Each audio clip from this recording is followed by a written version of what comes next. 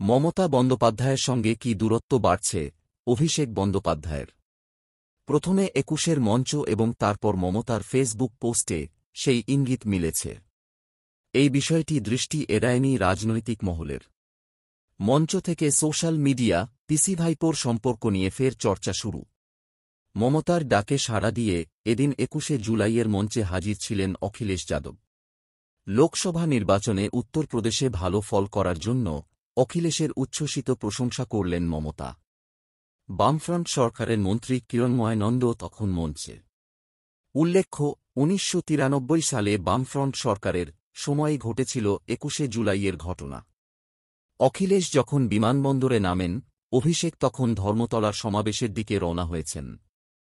সমাজবাদী পার্টির সুপ্রিমো অখিলেশ প্রথমে যান কালীঘাটে মুখ্যমন্ত্রী মমতা বন্দ্যোপাধ্যায়ের বাসভবনে। মমতা শহীদ সমাবেশের মঞ্চে যান অখিলেশকে নিয়ে। মঞ্চেই অভিষেকের সঙ্গে দেখা হয়েছে অখিলেশের। কিন্তু তাৎপর্যপূর্ণ ঘটনা দেখা যায় যখন সভার শেষের দিকে অখিলেশকে ডেকে নেন মমতা।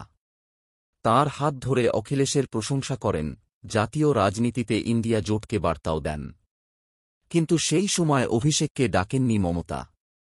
সাংগঠনিক কাজ থেকে সাময়িক বিরতি নিয়ে আমেরিকায় চিকিৎসা করাতে গিয়েছিলেন অভিষেক।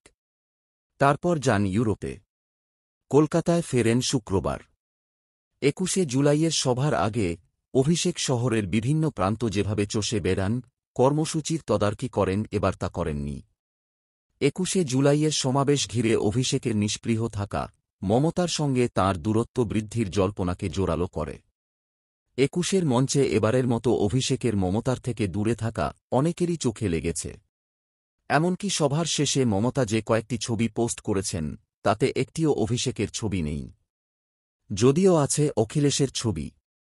ফেসবুক পোস্টে মমতা বন্দ্যোপাধ্যায় লিখেছেন, ২১শে মানেই যুগে যুগে ফিরে ফিরে দেখা, ২১শে মানেই শ্রাবণ বর্ষা, হৃদয়ে রক্ত লেখা।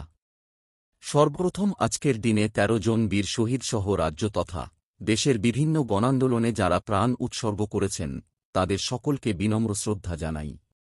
পাশাপাশি আজ গুরু পূর্ণিমার পুণ্যলগ্নে সকল গুরুর চরণে আমি প্রণাম জানাই। ২১শে জুলাই বাংলার ইতিহাসে রক্তঝরা একদিন। আজকের দিনে আমার দলের অক্লান্ত এবং সংঘবদ্ধ সৈনিকেরা যেভাবে তিলোত্তমার রাজপথ সবুজের রঙে রাঙিয়ে তুললেন প্রতিবারের মতো, তা অভাবনীয়, অকল্পনীয়। এই স্বতঃস্ফূর্ত জনাবেগ কেবলমাত্র ভালোবাসার বদলেই পাওয়া যায়। আজ আমি ২০২৪ সালের লোকসভা নির্বাচনে এবং ৪টি বিধানসভা উপনির্বাচনে তৃণমূল কংগ্রেসের উপর পুনরায় ভরসা রাখার জন্য বাংলার আপামর জনতাকে আন্তরিক ধন্যবাদ জ্ঞাপন করছি। এই জয় মামাটি মানুষের জয়। মানুষের এই আশীর্বাদকে পাথেয় করে বিনয়ী হয়ে মানুষের সেবায় লীন হতে হবে আমাদের সকলকে। যেখানে আমরা জিতেছি এবং যেখানে কাঙ্ক্ষিত জয় আসেনি, সর্বত্রই আমাদের মাথা নত করে মানুষের পাশে থাকতে হবে। কারণ তৃণমূল কংগ্রেস মানুষের সামাজিক বন্ধু, মানুষের পাহারাদার। এই দলে বিত্তবানের জায়গা নেই, আছে বিবেকবানের জন্য স্থান। সর্বোপরি আমাদের দলে অন্যায়, দুর্নীতির কোনো স্থান নেই। আজ শহীদ তর্পণের দিনে আমাদের ঐতিহাসিক মঞ্চে ছিলেন সমাজবাদী পার্টির সভাপতি শ্রী অখিলেশ যাদব। তাঁর প্রতি আমার কৃতজ্ঞতার শেষ নেই। আমরা একত্রে আমাদের দেশমাতৃকাকে বিজেপির স্বৈরতন্ত্র থেকে মুক্ত করব। এটা আমার প্রতিজ্ঞা। মনে রাখবেন, বাংলাই দেশের অস্তিত্ব রক্ষা করবে। জয় হিন্দ, জয় বাংলা, মামাটি মানুষ জিন্দাবাদ। এর কিছু পরেই ফেসবুক পোস্ট করেন অভিষেক। সেখানে আবার দলনেত্রী মমতার কোনো ছবি নেই। অভিষেক লিখেছেন, ২১শে জুলাই মানেই আবেগ জর্জরিত এক দীপ্তিময় আলোর ছটা।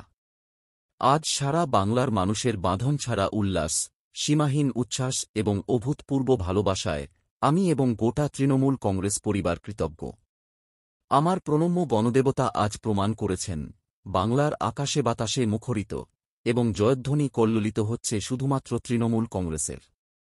এই বছরের ২১শে জুলাই আমাদের কাছে পুনরায় নবরূপে ধরা পড়েছে। আজকের দিনের ১৩ জন শহীদসহ বিভিন্ন বনান্দোলনে যাঁরা প্রাণ দিয়েছেন তাঁদের সবাইকে আমি নতমস্তকে শ্রদ্ধাঞ্জলি জ্ঞাপন করছি। ২০২৪ সালের লোকসভা নির্বাচনে বাংলার মানুষ প্রমাণ করেছেন, এই পবিত্র মাটিতে কোনো দুর্বৃত্তদের স্থান নেই। আগামীর লড়াইয়ে কোনো আত্মতুষ্টি নয়, মানুষের এই আশীর্বাদ দোয়া ভালোবাসাকে পাথে করে এগিয়ে যেতে হবে আমাদের।